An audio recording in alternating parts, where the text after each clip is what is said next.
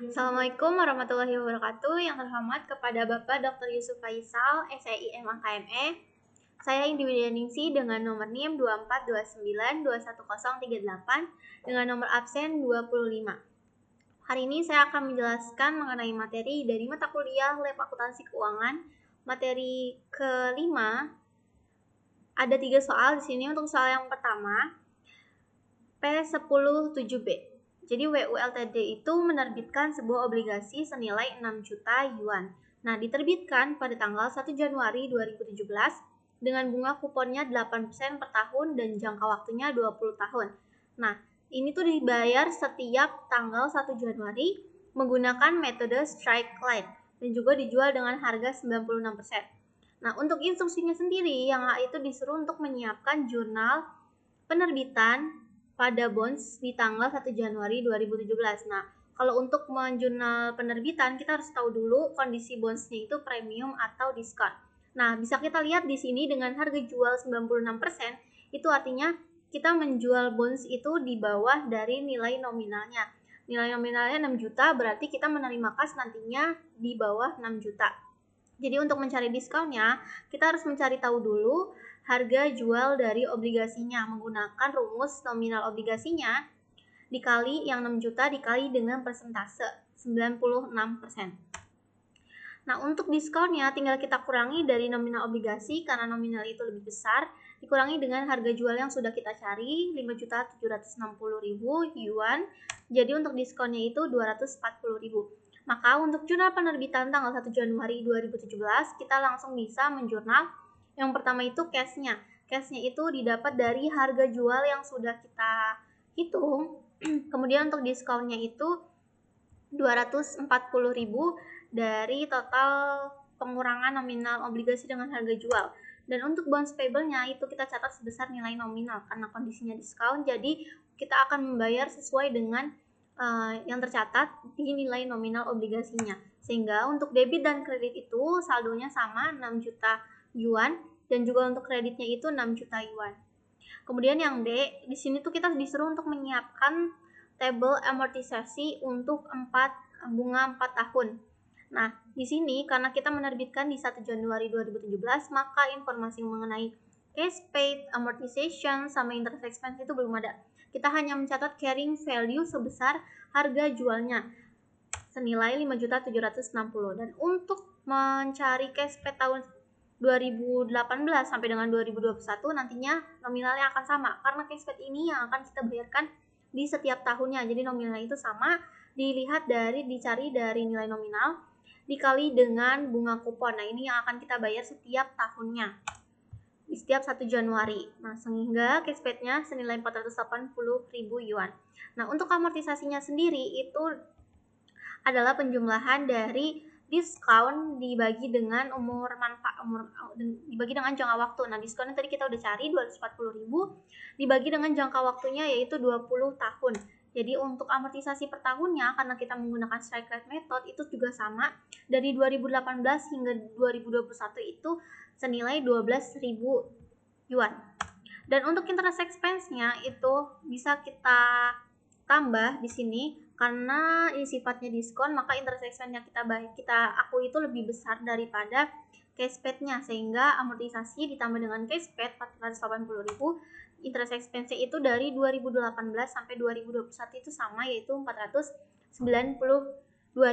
Nah, untuk carrying value karena di sini kondisinya diskon, maka di setiap tahun itu nantinya amortisasi ini tuh akan bertambah. Amortisasi yang dihasilkan itu akan menambah nilai carrying value sehingga pada saat pelunasan kita membayar sebesar nilai nominalnya yaitu 6 juta. Maka untuk carrying value-nya bertambah di tahun 2018 menjadi 5.772 dan untuk di tahun 2019 menjadi 5.784 dan untuk di tahun 2020 itu menjadi 5.796.000.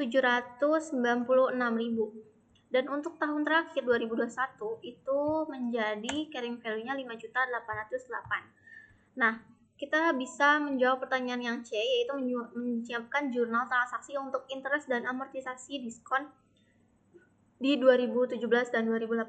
Nah, tadi di transaksi yang di jurnal di tabel amortisasi yang B itu udah kita hitung untuk tahun 2017 dan juga 2018, maka tinggal langsung kita bikin aja untuk jurnal amortisasi dan bunganya.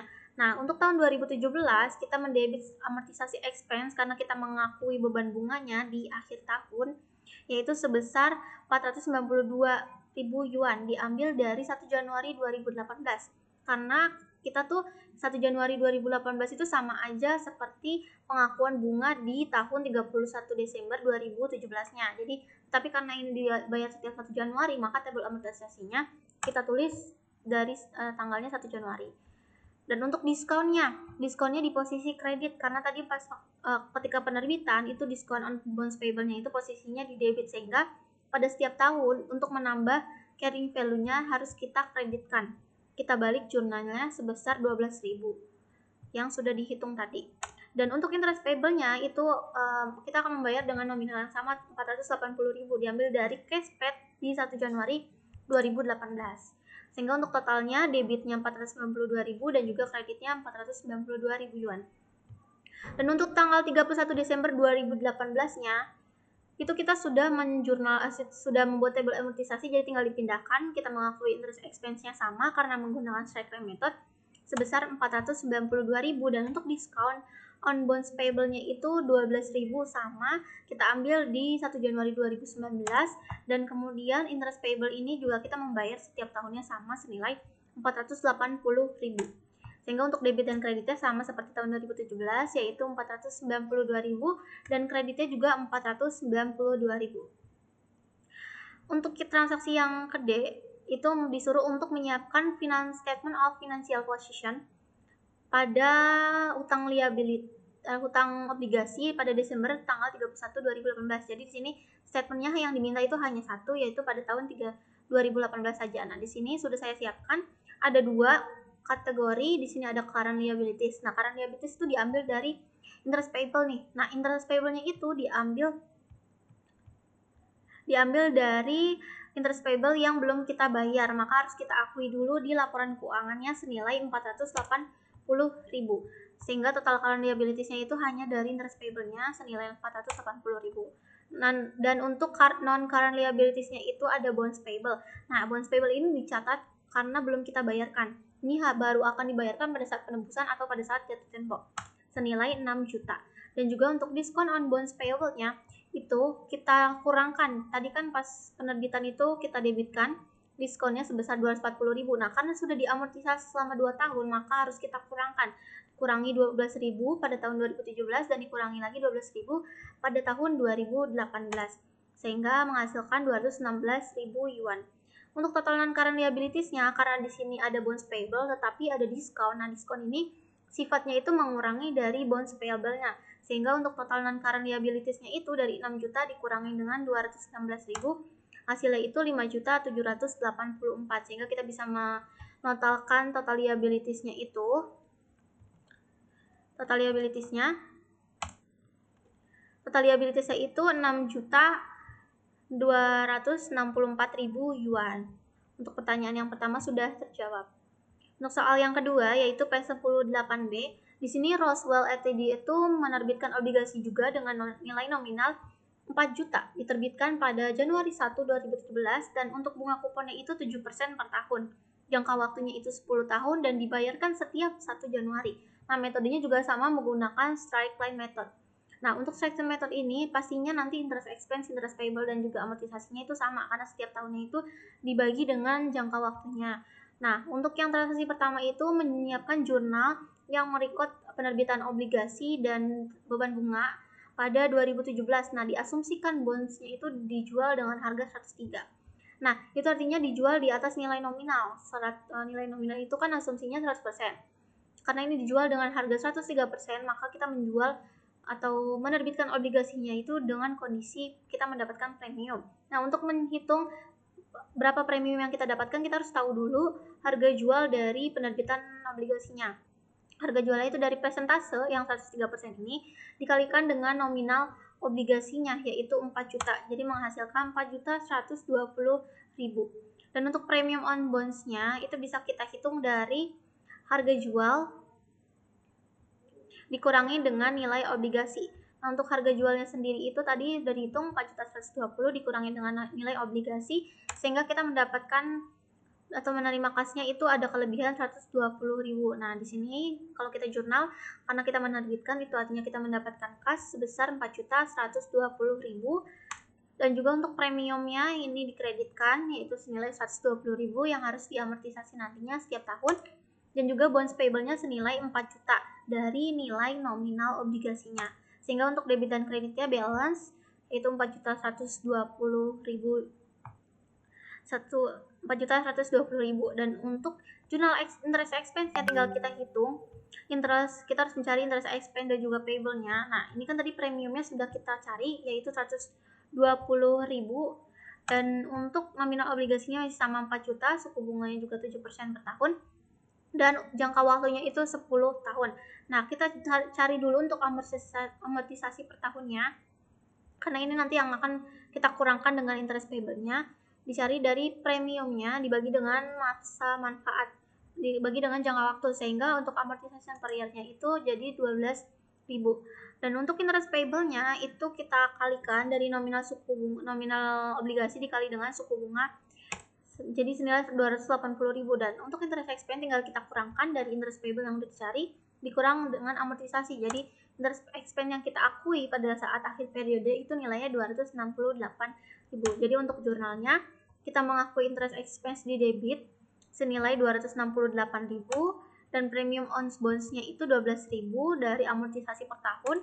Kemudian untuk interest payable-nya itu 280.000. Untuk debit dan kreditnya sama 280.000 dan juga 280.000. Untuk yang B itu disuruh untuk menyiapkan jurnal dengan asumsi bondsnya itu dijual pada harga 96%. Nah, di sini agak berbeda karena 96% itu lebih kecil dari 100%, itu artinya kita menerbitkan obligasi dengan kondisi diskon. Nah, untuk mencari diskon kita harus tahu dulu nih harga jual dari obligasinya berapa. Presentasinya kita hitung di sini 96% dikali dengan nominal obligasinya yaitu 4 juta, sehingga untuk harga jualnya kita menjual dengan harga 3.840.000, lebih kecil daripada nilai nominalnya 4 juta. Nah, untuk diskonnya, diskon on bonds-nya, nominal obligasi kita kurangkan dengan harga jual karena nominal obligasi itu lebih besar daripada harga jualnya, itu artinya kita mengakui diskon sebesar 160.000. Jadi kita menerima kasnya itu lebih kecil dari nilai nominal yaitu 3.840.000, dan bonds-nya itu 160.000 di debit juga, dan bonds payable-nya itu 4 juta senilai nominal obligasi. Jadi untuk kredit dan debitnya itu nilainya 4 juta. Nah, untuk jurnal interest expense kita kan sudah tahu tadi diskon on bonds-nya.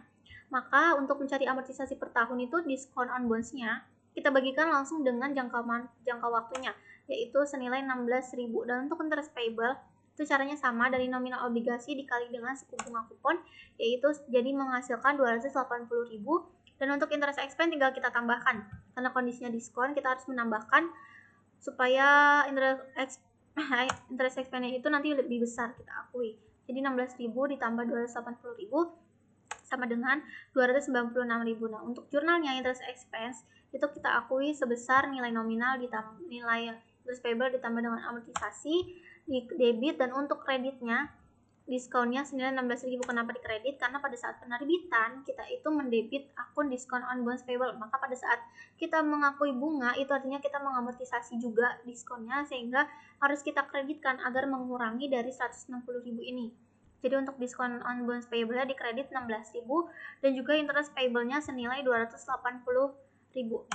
Sehingga untuk debit dan kreditnya sudah balance yaitu 296.000 untuk debit dan kreditnya. Untuk menjawab pertanyaan soal C itu, diminta untuk menyajikan statement of financial position pada utang obligasi pada Desember 31, 2017 dengan kondisi yang tadi. Yang pertama itu dengan harga jual 103% bagaimana statementnya, dan juga pada 96% bagaimana statementnya. Nah, di sini kita hitung dulu untuk statement yang dijual dengan harga 103% di 31 Desember 2017. Nah, di sini udah ada bonds payable itu senilai nominalnya karena kita tadi mengkreditkan dan belum dibayar, itu artinya harus kita akui sebagai utang jangka panjang senilai 4 juta. Dan untuk premiumnya, karena kita tadi mendapatkan premium dengan harga jual 103%, maka tadi dari jurnal penerbitan premium di kredit ini 120, kita kurangkan dengan amortisasi yang kita akui di 2017-nya 12.000. Jadi untuk premiumnya itu sisa 108.000. Nah, ini yang harus kita amortisasikan lagi nantinya.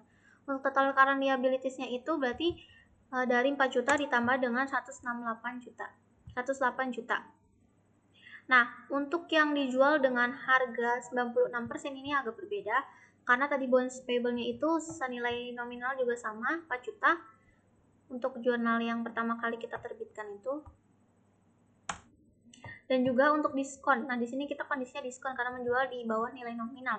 Tadi kan sudah menjurnal di diskonnya itu 160.000 ya kan. Nah, tapi karena kita amortisasikan, artinya kita kurangi sebesar 16.000, maka sisa diskonnya itu ada 144.000. Nah, untuk total non-current liabilities-nya itu tinggal kita kurangkan karena diskon ini sifatnya mengurangi dari bonds payable-nya itu, yaitu 4 juta dikurang 144.000, jadi sisa 3.856. Nah, ini untuk kondisi dengan harga jual 103% dan juga harga jual 96%. Untuk soal yang terakhir, P10-9B, di sini Sinja SA tuh menyiapkan statement financial position di 31 Desember 2017. Nah, di sini ada dua kondisi, ada dua pembagian di liabilities, ada non-current, yaitu bonds payable-nya senilai nominalnya itu 2.400.000 dengan jangka waktu 9% dan jatuh tempo pada 1 Januari 2017. Untuk interest payable-nya sendiri untuk 12 bulan dari 1 Januari sampai 31 Januari itu tercatat 216.000. Kalau tadi bonds payable-nya tercatat 2.310.000, itu artinya kita akan menghitung diskonnya. Nah, untuk yang transaksi yang pertama itu jurnal pembayaran bunga obligasi pada 1 Januari 2017. Nah, tadi udah diinfoin. Untuk interest payable-nya sendiri itu setiap tahunnya akan dibayar senilai 216. Itu pengalian dari 2.400.000 nilai nominalnya dikali dengan 9%. Jadi untuk debitnya itu 216.000 dan juga kreditnya kita mengeluarkan cash karena membayar hutang bunga senilai 216.000. Jadi debit dan kreditnya sudah balance 216.000. Dan untuk yang B, jurnal penyesuaian amortisasi diskon obligasi dan mengakui bunga yang telah jatuh tempo pada 31 Desember. Jadi kita hitung dulu di sini. Nilai tercatatnya itu tadi 2.300.000 dari statementnya, nominal obligasinya 2.400.000, jangka waktunya 10 tahun dan interest payable-nya itu 216. Nah, untuk diskon on bonds-nya itu kita hitung dari nominal obligasi dikurangi dengan nilai tercatatnya. Jadi diskon on bond-nya itu ada 90.000 dan amortisasi per tahunnya karena kita menggunakan straight line method, jadi tinggal dibagi dengan 10 jangka waktunya. Jadi 9.000 untuk amortisasi per tahun dan interest expense nya tinggal kita tambahkan dari interest payable ditambah dengan interest payable ditambah dengan amortisasinya, karena di sini kondisinya diskon maka kita harus tambahkan untuk interest expense nya jadi 225. Untuk 31 Desember 2017 interest expense nya bisa kita akui senilai 225 dan untuk diskonnya kita kreditkan karena pada saat penerbitan tadi kita mendebitkan karena pada saat penerbitan pasti kita mendebitkan diskon on bonds, maka dari itu untuk mengakui amortisasinya harus kita kreditkan agar mengurangi senilai 9 juta. Nah, untuk interest payable-nya itu ada 216 juta. Sehingga debit dan kreditnya menghasilkan 225.000 euro. Dan untuk yang C, mencatat penebusan dari penarikan obligasi 800.000 dengan harga 102%. Nah, di sini kita hitung dulu untuk perhitungan loss-nya dan juga diskonnya. Ditebus dengan harga 102%, nominal penarikannya 800.000, nominal obligasinya 2.400.000, diskon on bonds-nya udah dihitung 90.000 dan jangka waktunya 10 tahun. Nah, untuk harga tebusnya kita kalikan persentase dikali dengan nominal obligasinya jadi 816.000. Dan untuk proporsi diskon untuk obligasinya kita bagi dari nominal penarikan dibagi dengan nominal obligasi, baru kita kalikan dengan diskonnya. Jadi untuk proporsi diskonnya itu ada 30.000 euro. Dan untuk amortisasi per tahunnya tinggal kita bagi dari proporsi diskon dibagi dengan jangka waktu jadi 3.000. Nah, nilai tercatat obligasinya kita kurangkan dari nominal penarikan yang 800.000 dikurangi dengan amortisasi per tahun yaitu senilai 797.000. Dan untuk loss-nya tinggal kita kurangkan dari harga tebusnya dikurangi dengan nilai tercatat obligasi. Jadi kita membayar lebih besar daripada nilai tercatat obligasinya. Dan untuk jurnalnya, bonds payable kita debitkan karena kita ingin melunasi, itu artinya harus kita hapuskan dari laporan keuangannya nanti. senilai 800.000 dan untuk loss on redemption-nya 19.000 udah dicatat. Dan untuk kreditnya itu ada diskon payable yang tadi kita cari per tahunnya 3.000 dan untuk cashnya kita mengeluarkan sebesar harga tebusnya. Jadi untuk debit dan kreditnya itu 819.000 euro dan juga kreditnya 819.000 euro. Untuk transaksi yang D, jurnal penyesuaian untuk mengamortisasi diskonto dan menghitung sisa bunga obligasi. Jadi untuk perhitungannya itu nominal obligasinya 2.400.000, nilai penarikannya yang tadi 800.000, diskonnya itu 90.000, amortisasi pertama itu tadi udah kita amortisasi sebesar 9.000 dan proporsi diskonnya itu tadi 30.000 dibagi ada jangka waktunya 10 tahun dan suku bunganya 9%. Nah, untuk mencari diskon dan juga interest expense yang itu kita hitung mulai dari nilai tercatat obligasinya yang tersisa dari nominal obligasi dikurangi dengan nilai penarikan tadi yang 800.000, jadi nilai tercatat obligasinya itu 1.600.000. Nah, untuk sisa diskonto yang belum diamortisasikan itu dikurang dari diskon 90.000 dikurangi dengan amortisasi pertama dan juga proporsi diskonnya 30.000. Jadi untuk sisa diskonto yang belum diamortisasikan itu ada 51.000 euro. Dan jangka waktunya itu 9 tahun karena tadi udah kita pakai untuk mengamortisasi di tahun 2017, maka sisa 9 tahun. Dan amortisasi untuk diskonto tersisa itu dari sisa diskonto yang belum diamortisasi 51.000 dibagi dengan jangka waktunya sisanya 9 tahun. Jadi 5.667 euro. Dan bunga tahunannya itu kita kalikan dari 1.600.000 dikalikan dengan 9%. Dan untuk beban bunganya kita tambahkan dari bunga tahunan ditambah dengan amortisasi untuk diskonto yang masih tersisa, jadi sisa 149.667. Maka untuk interest expense itu bisa kita hitung 149.667 dan untuk diskontonya tadi 5.667 dan interest payable-nya 144.000. Debit dan kreditnya balance 149.667 dan kreditnya 149.667. Untuk menjawab pertanyaan yang ketiga sudah selesai. Demikian video yang bisa saya berikan, penjelasan yang bisa saya berikan, kurang lebihnya mohon maaf. Wabillahi taufiq wal hidayah. Wassalamualaikum warahmatullahi wabarakatuh.